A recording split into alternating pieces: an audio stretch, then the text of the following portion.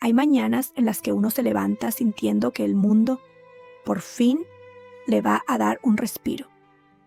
Yo me levanté ese martes con el corazón un poquito más ligero, a pesar de que la ausencia de mi difunto esposo, Esteban, todavía me pesaba en los huesos cada vez que llovía. Había pasado meses en el pueblo, rodeada de aire puro, pero con el alma en vilo, esperando el momento de regresar a nuestra casa en la ciudad. Esa casa que construimos ladrillo a ladrillo, ahorrando cada peso de su jubilación y de mis costuras. Yo solo pensaba en abrir las ventanas, quitar el polvo de los muebles y sentarme en mi viejo sillón a ver caer la tarde, sabiendo que, aunque estaba sola, estaba en mi hogar. Pero la vida tiene una forma muy extraña de recordarte que nada es seguro. Ni siquiera las 4 paredes que tienen tu nombre escrito en las escrituras. Cuando llegué a la puerta con mis 2 maletas viejas y el cansancio de 5 horas de viaje en autobús, lo primero que noté fue un olor extraño. No era el olor a encierro que yo esperaba, sino un olor a comida, a fritura, a vida que no era la mía.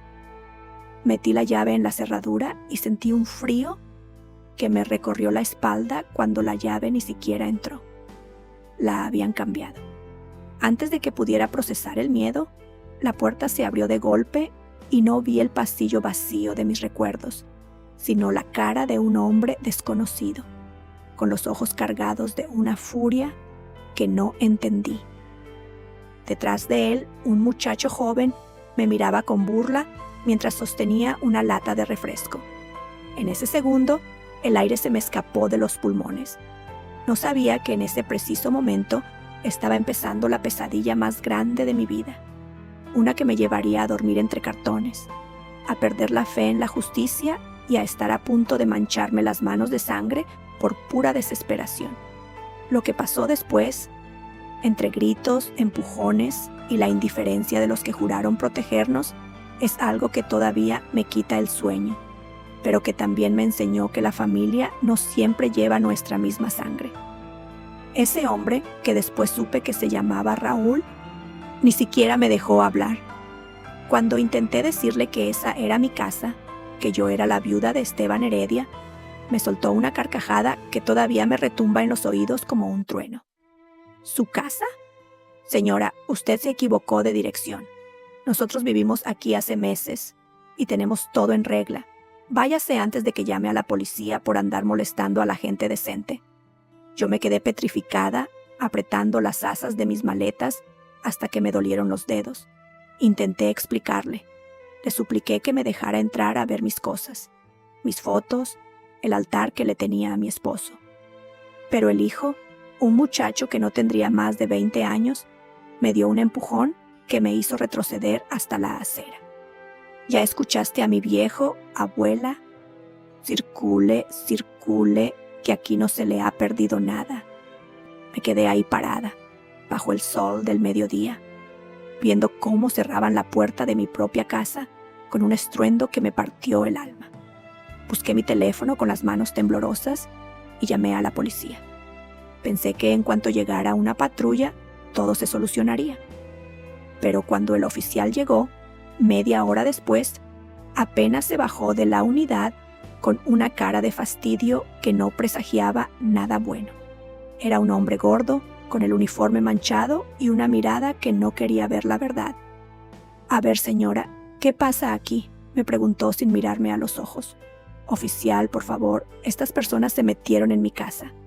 Yo me fui unos meses al pueblo y ahora que regreso cambiaron la chapa y no me dejan entrar. Es mi propiedad.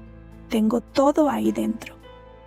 El oficial tocó a la puerta y Raúl salió con una sonrisa cínica, extendiendo unos papeles que se veían amarillentos y maltratados. «Mire, jefe, nosotros tenemos un contrato de renta firmado por la dueña. Esta señora viene aquí a gritar y a asustar a mi hijo. Nosotros pagamos nuestro alquiler puntualmente». Yo no podía creer lo que oía. ¿Contrato de qué? ¿Quién lo firmó?, le grité desesperada. El oficial revisó los papeles por encima, sin ponerles mucha atención, y luego me miró a mí. «Señora, si usted dice que la casa es suya, muéstreme sus documentos». Muéstreme las escrituras originales. Yo sentí que el mundo se me venía abajo. Oficial, las escrituras están en mi cofre, allá en el pueblo. No pensé que las necesitaría para entrar a mi propia casa. Vine solo con mi ropa. Pues lo siento mucho, pero sin papeles yo no puedo sacar a nadie. Esto parece un problema de rentas y yo no soy juez. Si quiere, ponga su denuncia y espere a que un juzgado decida. Por ahora, retírese y deje de alterar el orden público. Vea cómo es la vida. El policía se subió a su patrulla y me dejó ahí, sola, frente a los dos hombres que se burlaban de mí desde la ventana. El sol se fue ocultando y el frío de la ciudad empezó a calar mis huesos. No tenía dinero para un hotel, no tenía familiares en la ciudad a los que pudiera acudir a esa hora, y mi orgullo me impedía pedir limosna. Caminé unas cuadras arrastrando mis maletas, sintiendo que los pies me pesaban toneladas. Me senté en una banca de un parque pequeño, llorando en silencio, preguntándole a Esteban por qué me había dejado tan sola en este mundo tan cruel. Fue entonces cuando la vi. Era una niña pequeña, delgada como un fideo, con una camiseta que le quedaba 3 tallas más grande y el cabello alborotado. Llevaba una bolsa de plástico con algunas latas vacías y me miraba con una curiosidad que me hizo limpiar las lágrimas rápido. ¿Por qué llora, abuelita? ¿Se perdió?, me preguntó con una voz bajita pero firme. No, hija, no me perdí. Es que me quedé sin casa de repente. La niña, que se presentó como Angie, se sentó a mi lado con una naturalidad que me desarmó. Me contó que ella vivía sola en un callejón cercano, en un espacio que ella llamaba su castillo, hecho de láminas y maderas. Me dijo que sus padres se habían ido hacía mucho tiempo y que ella se las arreglaba sola. Si quiere, puede venir conmigo esta noche. No es muy bonito, pero tengo una cobija que calienta mucho y podemos compartir mi cena. Hoy encontré un pan casi entero en la panadería de la esquina. Esa noche, yo, que siempre fui una mujer limpia y de mi casa, dormí sobre un pedazo de cartón, abrazada a una niña que no conocía, sintiendo el olor a humedad y a olvido. Pero el corazón de Angie era más grande que todas las mansiones de la ciudad. Ella me dio el refugio que la ley me había negado. A la mañana siguiente, Angie me miró con sus ojos brillantes y me dijo: Doña Tere, si la policía no le ayuda, hay que pedirle ayuda a la gente del internet. Yo veo que en los teléfonos de la gente pasan cosas y todos se enteran. Déjeme grabarla con este celular que me encontré el mes pasado. Todavía funciona un poquito. Yo no sabía nada de esas cosas modernas, pero no tenía nada que perder. Me puse frente a la camarita vieja de ese teléfono y, con la voz quebrada, conté mi historia. Conté cómo me sacaron de mi casa, cómo el policía no me creyó y cómo estaba durmiendo en la calle.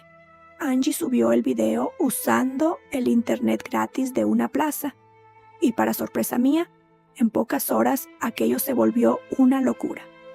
Al día siguiente, cuando regresamos a la puerta de mi casa, ya no estábamos solas. Había un grupo de jóvenes con pancartas que decían justicia para Doña Tere.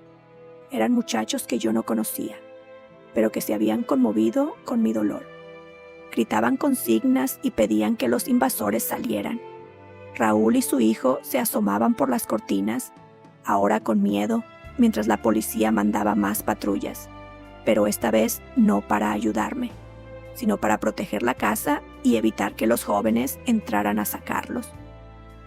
Fue en medio de ese alboroto que se acercó un hombre vestido de traje gris, con un maletín de cuero gastado. Se presentó como Martín Heredia, un abogado que decía querer ayudarme, pero su mirada era fría, calculadora. Mire, doña Tere, este caso es complicado.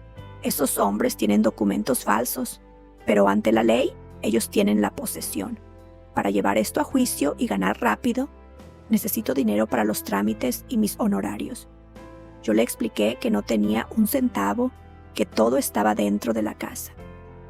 El abogado miró mis manos y se quedó fijo en mi anillo de matrimonio, un aro de oro macizo que Esteban me había puesto hace 40 años. Ese anillo podría servir como garantía. Si me lo entrega, yo me encargo de que esos tipos salgan de ahí en menos de lo que canta un gallo. Dudar del anillo fue como dudar de mi propia vida, pero el hambre y el cansancio me estaban venciendo. Se lo entregué con el alma rota, esperando que ese hombre fuera mi salvación. Pero pasaron los días y Martín no aparecía con ninguna solución, mientras que Raúl y su hijo se volvían más agresivos. Una tarde, cuando me acerqué a la ventana para rogarles que me devolvieran, aunque fueran mis medicinas, Kevin, el hijo, me lanzó un balde de agua sucia desde el segundo piso, mientras se reía a carcajadas. «Lárgate de aquí, vieja loca. Esta casa ya tiene dueño y tú solo eres un estorbo», me gritó. Ese fue el momento en que algo dentro de mí se rompió. Ya no era la Tere dulce y paciente. El odio y la rabia empezaron a quemarme por dentro. Sentí que la ley era un chiste, que el abogado era un estafador y que la única forma de recuperar mi dignidad era por mi propia mano. La desesperación es un veneno que te nubla el juicio. Durante 3 días más estuve dando vueltas cerca de la casa, viendo cómo esos hombres sacaban mis muebles a la banqueta para hacer espacio para sus porquerías. Vi cómo destrozaron el jardín que Esteban cuidó con tanto amor. En mi cabeza solo resonaba una idea. Ellos me lo quitaron todo y nadie va a hacer nada. Una tarde, mientras caminaba por una zona descuidada cerca del mercado, un hombre se me acercó ofreciéndome cosas. Entre ellas, vi un arma vieja, una pistola pequeña que se veía pesada y oscura. Gasté los últimos pesos que Angie había recolectado pidiendo limosna para comprarla. No lo pensé 2 veces. No me importaba ir a la cárcel. No me importaba morir. Solo quería entrar a mi casa y ver sus caras de terror cuando se dieran cuenta de que la vieja a la que humillaron podía defenderse. Regresé a la casa al caer la tarde. La calle estaba inusualmente sola. Los jóvenes que me apoyaban se habían ido a descansar. Caminé hacia la entrada, sintiendo el peso del metal contra mi costado. Mis manos no temblaban, estaban frías, como muertas. Toqué la puerta con fuerza, no con timidez, sino con autoridad. «Abran la puerta, sé que están ahí», grité. Raúl abrió con esa misma cara de desprecio de siempre. Pero esta vez, antes de que pudiera decir una sola palabra de sus insultos, yo saqué el arma y se la puse en el pecho. Sus ojos se abrieron como platos y el color se le fue de la cara en un segundo. El hijo, Kevin, apareció detrás de él y soltó la botella de cerveza que llevaba. «Señora, espere, está loca, baje eso», gritó Raúl con la voz quebrada. «¿Ahora soy yo la loca? ¿Ahora sí tienen miedo? Me quitaron mi casa, se burlaron de mi viudez, me dejaron en la calle como a un perro. ¿Se acabó? Salgan ahora mismo o juro por la tumba de mi esposo que hoy nos vamos todos al otro mundo». Yo estaba fuera de mí. Sentía que el dedo me picaba en el gatillo. Quería apretarlo. Quería que pagaran por cada noche de frío y por cada lágrima que Angie y yo habíamos derramado. Kevin intentó abalanzarse sobre mí para quitarme la pistola, y en ese forcejeo mi mente se nubló por completo. Estaba a punto de disparar a matar cuando sentí unos brazos pequeños y delgados que me rodeaban la cintura con una fuerza increíble. «No, doña Tere, por favor, no lo haga». Era la voz de Angie, que estaba llorando desesperada. «Usted es buena, abuelita. Usted no es como ellos. Si les dispara, ellos ganan porque le quitan su alma. No me deje sola, por favor». Ese grito de la niña me detuvo un segundo, pero el forcejeo con Kevin no paró. El arma se disparó en medio de la confusión. El estruendo fue ensordecedor. Vi a Kevin caer al suelo, agarrándose la pierna y gritando de dolor. La sangre empezó a manchar el piso que yo tanto había encerado. Raúl se lanzó sobre su hijo gritando y yo me quedé ahí, con el arma en la mano, viendo el desastre que había causado. A los pocos minutos, la calle se llenó de luces rojas y azules. La policía llegó de nuevo, pero esta vez no hubo dudas. Me esposaron con rudeza, Me subieron a la patrulla mientras Raúl me gritaba «asesina» y Angie corría tras el vehículo llorando, gritando mi nombre hasta que su voz se perdió en la distancia. Pasé esa noche en una celda fría, rodeada de mujeres que hablaban de delitos que yo no entendía. Me sentía derrotada. Había perdido mi casa, mi libertad y, lo que era peor, sentía que le había fallado a esa niña que creyó en mí. Estar en prisión a mi edad es como estar muerta en vida. Los días pasaban lentos y yo solo miraba el techo, esperando que el tiempo se terminara pronto. Pero un mediodía me avisaron que tenía una visita. Pensé que sería Angie, pero cuando llegué al locutorio, vi al abogado Martín Heredia. Me sorprendió verlo, porque yo ya lo daba por perdido. Se veía diferente, ya no tenía esa mirada de negociante, sino una cara de profunda preocupación. Doña Tere, perdone por haber desaparecido, pero quiero que sepa algo. Ese día que me dio su anillo, algo me hizo clic en la cabeza. Yo he visto muchas injusticias en mi carrera, pero verla a usted, sola contra el mundo, me recordó por qué estudié Derecho. Usé su anillo, pero no para gastarme el dinero, sino para pagarle a un investigador privado. Yo lo miré con desconfianza. ¿Qué investigador? Ya estoy aquí encerrada, abogado. Ya no importa nada, importa mucho. El investigador descubrió algo que usted no sabía.